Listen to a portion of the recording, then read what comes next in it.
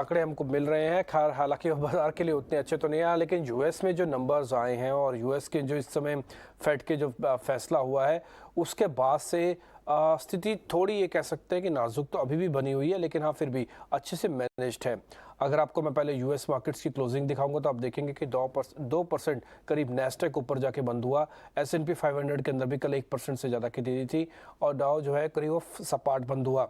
असल में नेस्डेक में 2% और डाउ में सपाट बंद होने का जो बड़ा डिफरेंस है वो कंपनीज के नंबर्स है। कल मेटा के नंबर्स आए, उन्होंने गाइडेंस दी, बायबैक के बारे में बातचीत की, जिसकी वजह से करीब 232 पॉइंट की जो तेजी है इसमें ज़्यादातर आईटी कंपनीज लेड तेजी आपको दिखेगी। एप्पल के नंबर आने, अल्फाबेट के नंबर आने, ये सारी चीज़ें अभी भी ड्यू हैं, जो कि नेस्डेक को एक ब्रेकआउट के लेवल पे लेके आई है। 11,700 का एक ब्रेकआउट लेवल है नेस्डेक का और उसके इर्द गिर्द हम आके घूम रहे हैं। हालांकि डॉ के अंदर जो रिकवरी है वो उतनी बड़ी नहीं है, 2.5 से 3% की रिकवरी सिर्फ एक महीने में रही है, जबकि नेस्डेक की रिकवरी कहीं भी 4% से ज़्यादा पिछले हफ्ते तक थी। और अगर आप 2% इसको भी जोड़ देंगे, 2 से 2.5%, तो करीब 6% की रिकवरी अपने निचले स्तरों से कर चुका है। ये कुछ एक नंबर्स जो इस हफ्ते आने हैं, इस पर भी आप ध्यान रखिएगा। मिस्टर पॉवेल ने भी एक कमेंट्री दी है और जो कि अपने आप में ये बताया गया कि अभी खतरा पूरी तरह से टला नहीं है। फेड चेयरपर्सन ये कह रहे हैं कि हमारी पैनी नज़र है इकोनॉमिक इंडिकेटर्स पे, मैक्रो डाटा पे। अगर कहीं भी कुछ भी बदलाव होता है तो जो हमारी कमेंट्री है उसमें भी आप बदलाव देखेंगे, उस दरों में भी बदलाव आप देख सकते हैं। तो लगातार ब्याज दरों को लेकर जो फेड के बयान आ रहे हैं उससे बाजार डाइजेस्ट करने की कोशिश कर रहा है। अच्छी बात यह है कि मार्केट को जितना एक्सपेक्टेड था उतना ही नंबर आया 0.25, लेकिन फिर भी आप इन जो मार्केट की कमेंट्री जो मिस्टर पॉवेल दे रहे हैं तो वो अपने आप में काफ़ी सतर्क रहने वाली है। अभी भी यूएस पूरी तरह से खतरे से बाहर नहीं टला है, कम से कम उनकी कमेंट्री को सुनने के बाद तो ऐसा ही लगता हुआ दिख रहा है।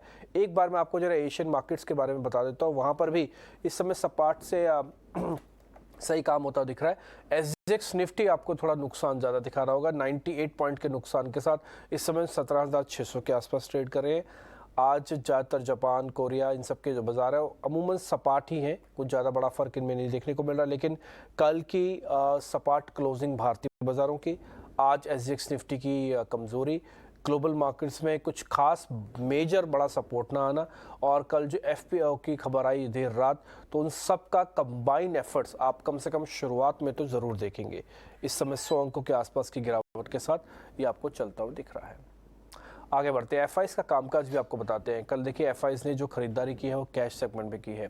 अगर आप देखेंगे तो एफआईज की ऑप्शंस कल बेची गई हैं करीब 14,000 करोड़ रुपए की। ये छोटा नंबर नहीं है, हालांकि इतना बड़ा नंबर भी नहीं है कि कल जो मार्केट के अंदर उथल पुथल हो रही थी उसमें सबसे ज़्यादा रिस्पॉन्सिबल यही हो, ऐसा कुछ था नहीं। तो एफआईज के तौर पर अगर आप कल के मार्केट में उतार चढ़ाव देखेंगे तो कुछ बहुत ज़्यादा उतार चढ़ाव नहीं होना चाहिए था, लेकिन कल हुआ है। इसका मतलब है कि बाजार के अंदर थोड़ा रिटेलर पार्टिसिपेशन, थोड़ा क्यूआईबी वगैरह वाला हिस्सा भी एक्टिव होगा कल। 529 करोड़ रुपए का तो बाकायदा डीआईएस ने भी बाय किया, और एफआईज की तरफ से स्टॉक्स फ्यूचर्स के अंदर भी बाइंग की पोजीशंस आई हैं।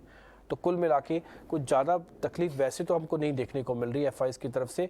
ये कुछ एक और नंबर्स हैं जिसमें स्टॉक फ्यूचर्स और ऑप्शंस के डाटा भी हम निकालते हैं तो उसमें आप देखेंगे करीब 250 करोड़ रुपए के आसपास का स्टॉक फ्यूचर्स के अंदर हमको खरीदारी आते हुए दिखे। तो कुल मिला के एफआईज के नंबर डिस्टर्बिंग नहीं है, क्योंकि इंडेक्स ऑप्शंस के अंदर जो 14,000 करोड़ की जो सेलिंग है वो सिर्फ एक रेंज की सेलिंग है।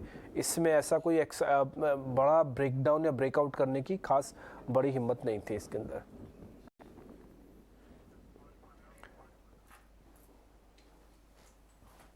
ठीक है, इस बीच सौरभ सिसोदिया आज मेरे साथ जुड़ रहे हैं सुबह सुबह, उनसे हम जरा एक बार बातचीत करके समझ लेते हैं उनके आज के ट्रेड कौन से हैं और उनका व्यू पॉइंट क्या है। सौरभ, आप जरा बताएंगे निफ्टी, बैंक निफ्टी में इस समय क्या किया जाए?